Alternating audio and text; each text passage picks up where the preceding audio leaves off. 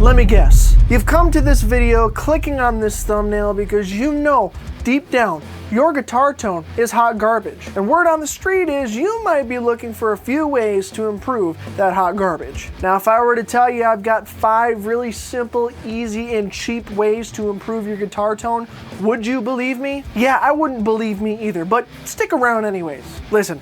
Sometimes I don't even understand myself, but my point is, today I'm gonna improve your hot garbage guitar tone. The first tip that I have is something that I think a lot of people tend to overlook, and even myself, so I understand it. But listen, you need to keep your guitars clean. And yes, I'm talking to you, the dusty, crusty, greasy fingerboard. Just keep your guitars wiped down, and every time you use them, wipe them down with a rag or something. And if you want to spend a little extra money to make your guitar even more clean, squeaky, and awesome, invest in some kind of cleaning kit like this Dunlap Guitar Tech Kit. It's got a couple of oils in there that you can put on your fretboard, and it's got a polisher for the body of your guitar and the hardware of your guitar, and some other packs have some stuff to improve your strings if they've been sitting on there for a little too long.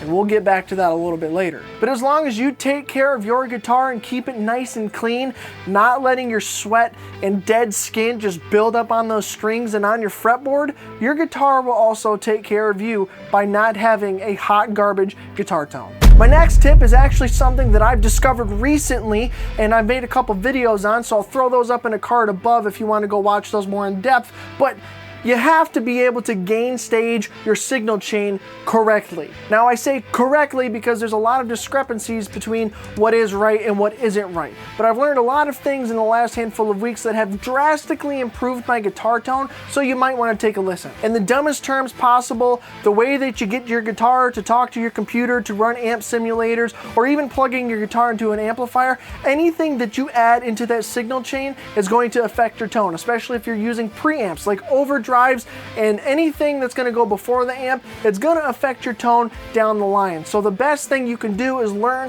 how that signal is affected through your signal chain so that you can gain stage and set yourself up for a complete success to have a not hot garbage guitar tone. And like I said, if you don't believe me, check out the videos that I put in the cards above, because there is a drastic difference with what I have been learning in the last handful of weeks. And oh my goodness, I am so happy about it. And speaking of gain, tip number 3 is actually one that maybe a lot of you are going to be a little humph about. You know that guitar tone that you try to create where you have the gain set all the way to 10? You know what? No, I'll give you a little modesty.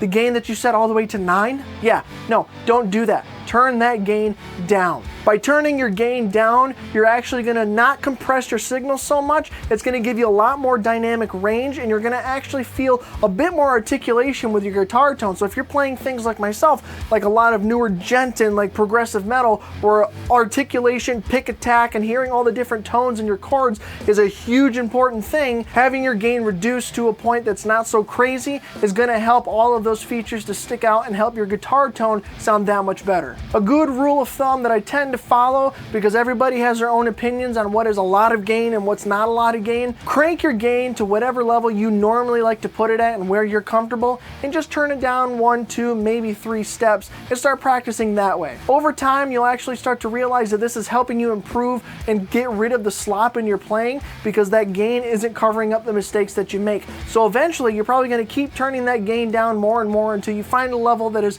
perfectly right for you. And at that point, hopefully that hot garbage gain at level 10 guitar tone that you love so much is gonna die. We don't need it. You don't need it. Turn your gain down, folks. Tip number 4 is one that I've been doing for years, and especially a lot more lately. It's use references. Find some of your favorite guitar tones in your favorite songs and try to recreate those tones as best as you can. For instance, for me, there are 2 albums that really stick out to me as some of my favorite guitar tones that I want to achieve. One of them is from a more recent progressive metal band called Haken. Their album Virus is so perfectly chunky, and it's like my utmost dream tone, and I've been trying to achieve that same sound for a very long time. So I would sit with some of their music playing and twiddle with some of my amp plugins to try to simulate the same sound that they're getting with their guitars. It also helps that Rich Henshaw, one of the guitar players from Haken, and Charlie Griffiths, another guitar player from Haken, have their own presets and some of the Archetype, Gojira plugins and other Neuro DSP plugins that also will help you see how they create their their tone so you can kind of experiment with it yourself and see exactly what they're doing so you can achieve the same thing. The second album that I love the guitar tone of is actually Testament's Dark Roots of the Earth. The guitar tone that they have in that album is just so amazing to me, and I love to try to emulate that sound. It's just like the perfect chunky rhythm, thrashy, just like in your face badass guitar tone, and I love it to death. So get out there, pick out some of your favorite guitar sounds, play them, and try to recreate the sound with whatever you're using, whether it's real amps or VSTs or amp simulators, whatever you got. Try to emulate some of your favorite albums and try to do it with multiple albums. Don't just do one. You can try to experiment and find ways to reach the same tones that they have in those albums, and it's going to help improve your ability to create awesome guitar tones, and it's going to make you a better guitar player. And hint, hint, it'll even help you down the road if you start trying to record yourself. Last and final tip, number 5, is actually one that a lot of people do tend to forget, especially bass guitar players. And I cannot reiterate this one enough because we all tend to forget, but it's something that we all must do to justify being actually good guitar players. Change your goddamn guitar strings. I can't tell you how much old, dead, grimy, greasy, and gross guitar strings can ruin a guitar tone. It absolutely makes everything sound dead, and like I said, hot garbage. All of that dirt, sweat, grease, oil, dead skin, food, spit, whatever other bodily fluids you tend to get on your guitars, it all builds up on those strings, they corrode, and they just start to die. Let the old strings go,